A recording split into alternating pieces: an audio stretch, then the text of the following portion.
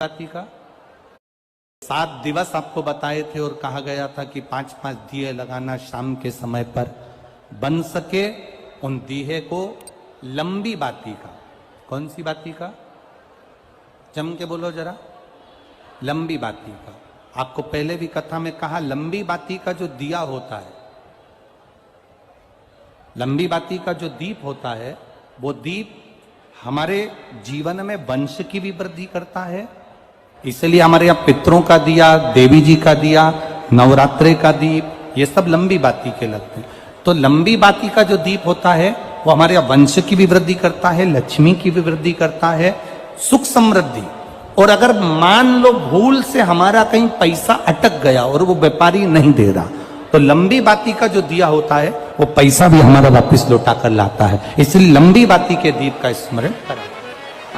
सावन के महीने में जो अधिक मास पड़ता है उसमें 7 जगह अर्थात 7 तिथियां ऐसी हैं जिस दिन 5 दीप का वर्णन किया गया है हमारे शास्त्रों में। अब बहुत सावधानी से सुनिएगा। पहली है पंचमी तिथि। अधिक मास सावन का जब मेल हो, अधिक मास सावन के महीने में अगर पड़े और पंचमी तिथि आप अगर शुरू की, मतलब आज भी पंचमी है, मान लो आज की पंचमी अगर आप नहीं कर पाए तो अगली जो पंचमी आ जाए अधिक मास के महीने में, आप वो भी कर सकते। पंचमी, अष्टमी, एकादशी, प्रदोष, शिवरात्रि, अमावस्या, पूर्णिमा, ये 7 तिथियां हमारे यहां सावन के अधिक मास का जो संजोग होता है, इसमें ये 7 तिथियां, फिर से बोलो, पंचमी, अष्टमी, एकादशी, प्रदोष, शिवरात्रि, अमावस्या, पूर्णिमा, ये वो तिथियां हैं 7 जिन तिथियों में अगर हम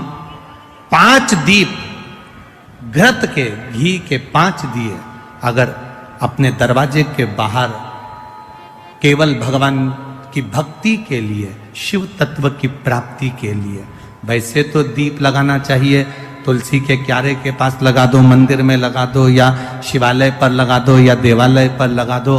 और इस कीचड़ पानी में अगर कहीं ना जा पाओ, अगर पानी वानी बरस रहा है, जगह जगह बहुत पानी है, भले इधर क्षेत्र में इतना ना दिख रहा हो पर अन्य क्षेत्रों में बहुत पानी है, तो कोई ना जा पाए तो भगवान का स्मरण कर कर उन दीप को भगवान के सामने प्रज्वलित कर कर 5 दिए इन तिथियों में, पंचमी, अष्टमी, एकादशी, प्रदोष, शिवरात्रि, अमावस्या और पूर्णिमा, जो सावन के महीने में अधिक मास पड़ता है, उसमें ये 7 तिथियों पर जो 5 दीप भगवान के सामने प्रज्वलित कर कर अपने दरवाजे के पास में बाहर की ओर रख देता है, उसके घर में कभी रोग, बीमारी और लक्ष्मी की कोई कमती नहीं होती, उसका जीवन सार्थक हो जाता है। पर सावन के महीने में अधिक मास के संजोग पर यह होता है।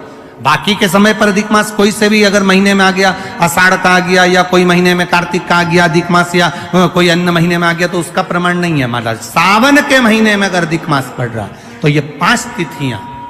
अब कई लोग कहते हैं गुरु जी पंचमी हम 2 लें, 2 पंचमी आएगी, 2 एकादशी का वर्णन आ जावे, तो हम कौन सी? तो यहां एक भी अगर आप कर रहे हो 7 तिथियों में से एक भी अगर ये नहीं कर पाओ तो अगली कर लो, अगली नहीं कर पाओ तो ये स्मरण में रहकर डॉक्टर का पीछा ही नहीं छूट रहा हो, तो शिव महापुराण, विष्णु पुराण और स्कंद पुराण में जो पुरुषोत्तम कथाओं का वर्णन किया गया है, एक आटे का दिया, उसमें 4 बत्ती, आटे के दिए में 4 बत्ती रखें, तिल्ली का तेल डाल लें, थोड़ा सा उसमें सरसों का तेल डाल लें।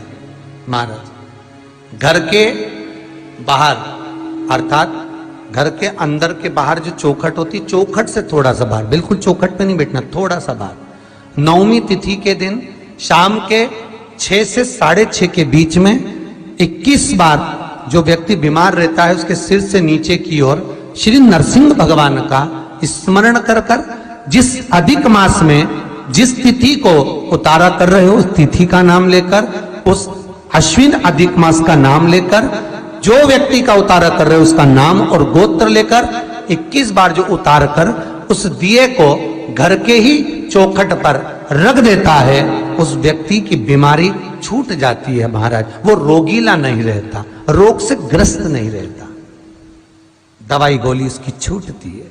कभी ये डॉक्टर को दिखा लो, कभी वो डॉक्टर को दिखा लो, कभी यहां दिखाओ, कभी वहां दिखाओ, उससे छुटकारा मिलता है।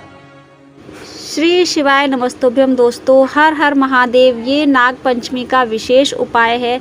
इस उपाय को आप शाम के समय ज़रूर कर लेना। अपने घर के बाहर 5 दिए जलाकर रखना, बहुत ही अच्छा उपाय है। इस उपाय को करने से बिल्कुल भी नहीं चूकना। हर हर महादेव।